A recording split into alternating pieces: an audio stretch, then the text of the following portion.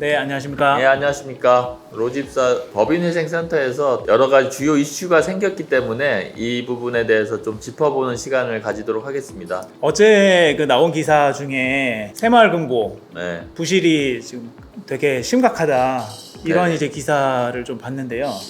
그거에 대해서는 혹시 어떤 좀 상황인지 설명 좀 부탁드리겠습니다. 새마을금고는 사실은 금융위 관할이 아니거든요. 예. 그래서 그 조합원들이 돈을 내 가지고 금고를 만들어서 금고에서 수익을 내는 구조이고, 그러니까 지방 단위의 단위 금고가 있고 중앙에 또 중앙 금고가 있습니다. 그래서 그 새마을금고 중앙회 같은 경우는 사실 지금 뭐 큰 부실이 아니라고 얘기하는데 벌써 그 지방 단위에서는 7조 원 정도가 이게 계속되면 한 278조 원 정도 갖고 있고, 그 중에 뭐 7조 원이 이동한 거는 뭐 큰 문제가 아니다라고 하는데, 사실 이 뱅크런이 한번 시작되면 이게 순식간에 이제 끝날 수도 있습니다. 왜냐하면 이제 실리콘밸리 은행에서 보듯이 실리콘밸리 은행 같은 경우도 미국에서 16이면 거의 500조가 넘는 것으로 알고 있었는데, 뱅크런이 일어나니까 뭐 금방 파산을 했고, 결국 이제 완전한 파산을 막기 위해서 정부에서 나서서, 정확하게 기억이 안 나는데 UBS인가 어디로 인수를 이제 급하게 시키는 상황이 됐었죠. 과거에 우리나라에서도 사실 저축은행 사태 불과 몇 년 전에 사람들이 저축은행에다가 예금을 했다가 피해를 본 경험들이 있다 보니까 더 우려를 하실 수밖에 없는 상황인 것 같아요. 네, 맞습니다. 그래서 지금 뭐 5천만 원 미만인 경우에는 뭐 예금자 보호법에서 보호가 되니까 별 문제는 없을 것 같고요. 다만 이러한 부실이 생겼기 때문에 좀 건전한 금고에 아마 계약을 이전시켜서 그 통합을 시킬 텐데, 그리고 통합을 시키는 과정에서는 지금 담보로 잡은 여러 가지 부실 채권이라고 연체가 되어 있는 채권을 정리할 것으로 생각을 합니다. 네.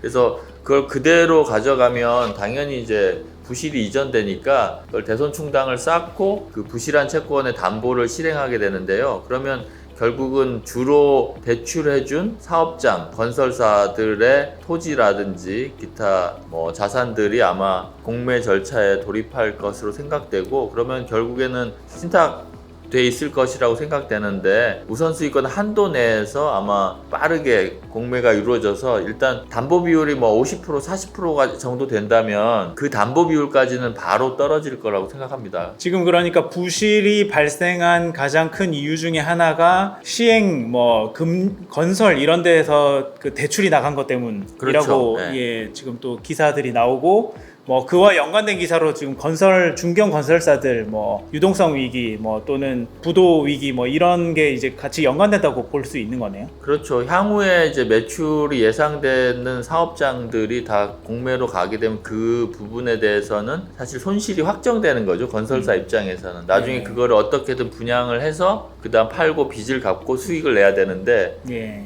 거기까지 가지 못한 상태에서 아예 토지가 다른 사람 매각되고 못 갚은 돈에 대해서는 그대로 부채로 남게 되니까요.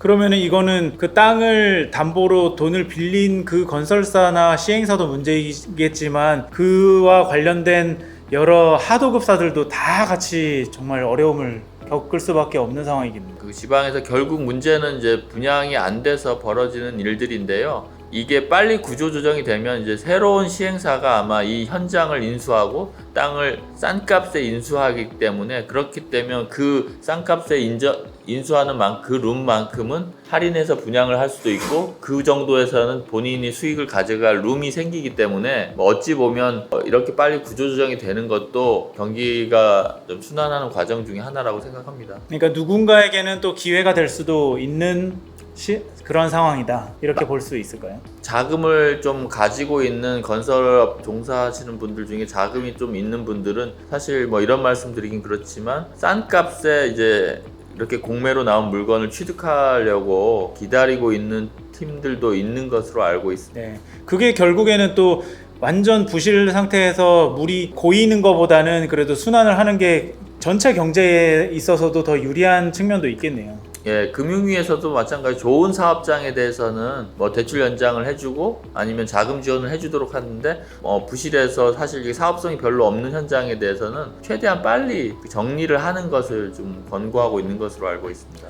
수분양자 입장에서도 되게 혼란스러우실 수는 있겠는데, 분양까지 완료된 경우에는 사실 큰 피해가 지금 발생돼 받기는 어려울 것 같고요. 왜냐하면 거의 대부분 이제 분양까지 된 부분의 경우에는 시공사가 부도나더라도 HUG 주택 그 보증보험공사에서 이제 시공 보증을 하기 때문에 뭐 건설사나 신탁사가 뭐 준공을 보장하고 있었는데 그런 의무를 다하지 못하더라도 최종적으로 이제 보험사가 준공을 하기 때문에 수분양자가 준공을 하는 거에 대해서는 뭐 아직까지는 그렇게 큰 문제는 없을 거라고 생각합니다. 그러면 이번에 그 뭐 새마을금고 사태와 관련해서도 앞으로 그러면 진행 상황 어떻게 흘러갈지 간단하게 설명해 주신다면. 그러니까 제일 먼저 부실이 되는 경우는 시행사들이 제일 먼저 부실이 돼서 정리를 하거나 대부분의 경우는 뭐 자산이 없기 때문에 그냥 뭐 회생까지 안 가는 경우도 있을 텐데요. 그런데 여러 사업장을 한꺼번에 하는 경우에는 저희 로집사에서 예전에 이제 이데일리와 같이 했던 것처럼 그 좋은 사업장을 인수시키는 방법으로 시행사도 회생을 할 수 있는 경우가 있고요.